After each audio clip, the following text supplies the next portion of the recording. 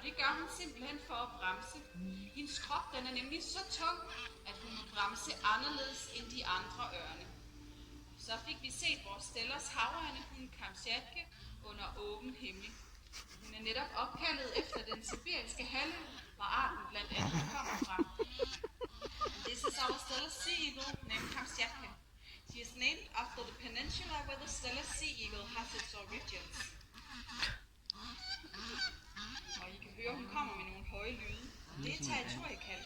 Hun fortæller nemlig hendes omgivelser, at det er hende, der er størst. At det er hendes territorium, og hende, som bestemmer. You can hear that Kamtjatka is making some territorial calls. It is to